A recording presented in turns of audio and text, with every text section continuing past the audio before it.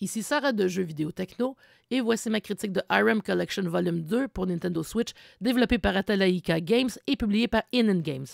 Cette compilation est disponible depuis le 14 novembre 2024 et on la retrouve également sur PlayStation 4, PlayStation 5 et Xbox. RM Collection Volume 2 comprend 3 jeux d'arcade sortis respectivement en 1990, 1991 et 1994. Air Duel, Gun Force et Gun Force 2. On y retrouve également la version Super Nintendo de Gun Force. Air Duel est un jeu de tir ou shmup à la verticale sorti au Japon seulement qui rappelle la série des 1940X de Capcom ou bien le premier jeu de la série Raiden qui lui est contemporain. De manière semblable à Ghosts & Goblins, même si le jeu comporte 14 missions, il y en a en fait 7 niveaux qu'il faut battre 2 fois pour obtenir la vraie fin.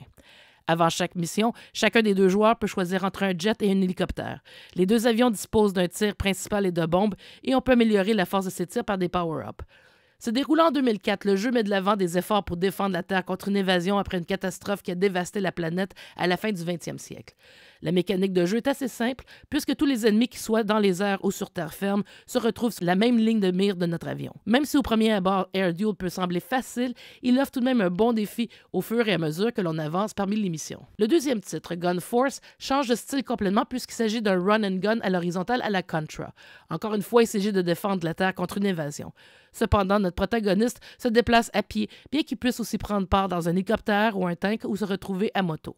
On peut également jouer à 2 en mode coop. La version Super Nintendo est assez semblable à l'original en arcade, conservant même le compte à rebours pour obliger le joueur à toujours avancer sans perdre de temps. Le troisième jeu de cette compilation, Gun Force 2, est le plus abouti des 3. Il s'agit une fois de plus d'un run and gun avec plus de latitude pour les mouvements. Ce titre est considéré comme un prédécesseur spirituel à la série Metal Slug de SNK, dont le développement provient de Nazca Corporation, un studio formé d'anciens de RM. Ainsi, au long des missions, on peut libérer des filles de manière semblable aux prisonniers de Metal Slug. Malheureusement, la compilation comporte quelques problèmes touchant le menu principal. Ainsi, il n'est pas possible de retourner au menu principal sans devoir redémarrer la compilation. Il n'est pas non plus possible en ce moment de sauvegarder la partie en cours. Heureusement, on peut activer des triches comme l'invincibilité ou les vies infinies. On espère que Inen Games corrigera ce problème en mappant le menu principal au bouton moins ou plus de la Switch. Les 3 jeux sont assez prenants et sans être des classiques connus de tous, ils offrent un excellent divertissement. L'influence de Gun Force 2 sur Metal Slug est palpable, même s'il s'agit d'un titre plus sérieux que ses descendants sur Neo Geo. Il est seulement dommage que le menu principal ne soit que partiellement utilisable. RM Collection Volume 2 pour Nintendo Switch obtient la note de 8 sur 10. Merci d'avoir été à l'écoute.